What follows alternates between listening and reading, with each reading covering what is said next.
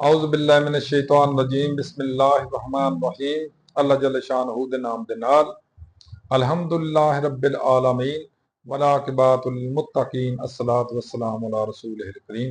दोस्तों अस्सलाम वालेकुम। दोस्तों फ्लड ने तबाही लाती और जिहड़ी कसर रह गई उस हुकूमत ने लाती, इस ब्यूरोक्रेसी ने लाती, इन्हां सरकारी अदारियां ने लाती और रुल गया, डुब गया, मर गया, बह गया और तबाह हो गया साडा किसान और साडे खसूसन देही इलाके के लोग। शहरी इलाके फिर भी बचत रही क्योंकि शहरों के इलाकों की कुछ ना कुछ डिफेंस हो जाता वा, बचत हो जाती है, बचाव हो जाता वा।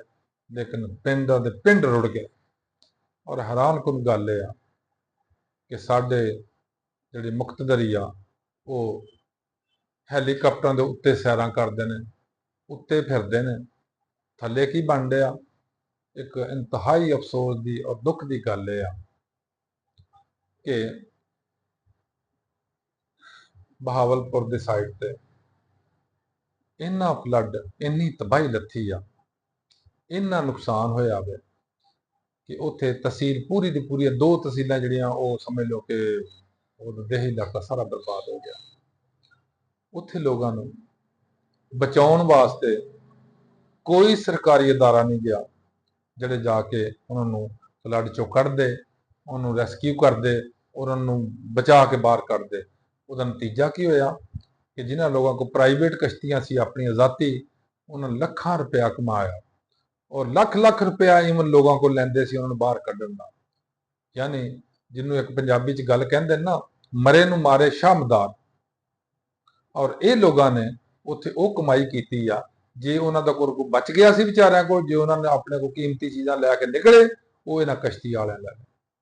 और अगे साडे मुक्तदरी जिहड़े ने, साडे हुक्मरान तबका जिहड़ा वो हैलीकाप्टर के उत्ते सैरो तफरीह कर रहा सी। थल्ले की हो रहा सी? थल्ले जनाब ये पता सी कि साडी मैडम वजीर आला आ रही आ, ते थल्ले जनाब फुल्लां दा बंदोबस्त हो रहा सी, थल्ले जनाब सफेदी फेरी जा रही सी, चूना फेरिया जा रहा सी। ये हाल है इन्हां लोगों का। इन्हां नूं अंदाजा तक नहीं है कि वो लोग किन्ने दुखी ने, किन्ने परेशान ने, किन्ने तकलीफ च ने, किन्ने मसाइल च ने, किन्ने मसाइब च ने और किस कदर वो भुखे ने बेचारे, किस कदर उन्होंने जिल्लत होण डई या किस कदर वो बेचारे जलीलो खार होण डे ने, मासा एहसास नहीं। एक मजे लेंदा उत्ते चढ़ के हैलीकाप्टर दे, दूसरे थल्ले बैठे। ईवन एक वाकया मैं सुन रहा सा फेसबुक ते, ਉਹਦੇ ਚੋਂ लिखदा कहता कि वो पुछण डे सी भी डीसीओ साहब कित्थे ने। वो कहता भी वो जिहड़ा बंदा लैण डिया ना टिकटॉक बनाउण डिया वो डीसीओ आ या डीसी आ।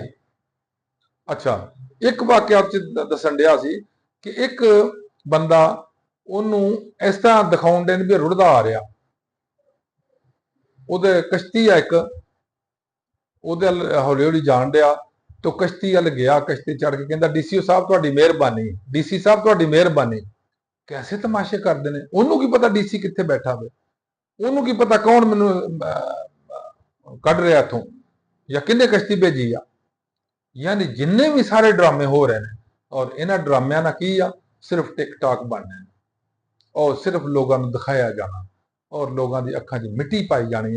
असीं बड़े दुख नाल, सानू बड़ा दुख है तुहाडा, लेकिन यही फार्चूनेट लोग ने, यही खुशकिस्मत लोग ने जिन्हां दे डुब्बण ते भी पैसे कमाने आ, जिन्हां लोगों के मरण ते भी पैसे कमाने आ और जिन्हां ने मफादात और फायदे उठाने आ इस फ्लड तो और इन्हां लोगों के नुकसान होने तो, जिस ब्यूरोक्रेट शामिल ने, सियासतदान शामिल ने, हुकूमत शामिल ने, इदारे शामिल ने। पटवारियां ने की करना, वो जिन्ना इलाका होना वो जिन्हें पैसे देने वो ज्यादा कर देंगे, जिहदा पैसे ना देगा वो थोड़ा करके हफ्ते का करार दे के वो पैसे उत्थों कमाउणगे। मतलब हर अदारे ने पैसे कमाने और हर कमाश के बंदियां ने पैसे कमाने। रुड़ कौन गया? मेरा जिमीदार भरा। पट्ठा किदा बैठ गया? मेरे जिमीदार भरा। ਉਹਦੀ कणक जी 2000 रुपए च नहीं सी खरीदी है गवर्नमेंट, हुण 4000 रुपए च लभनी और होर महीने बाद 6000 ते भी नहीं लभनी। किन्ने कमाई की? मिडलमैनस ने, जिहड़े स्टॉकिस्ट ने उन्होंने की कमाई। ਸਟਾਕਿਸਟ ਕੌਣ ਨੇ?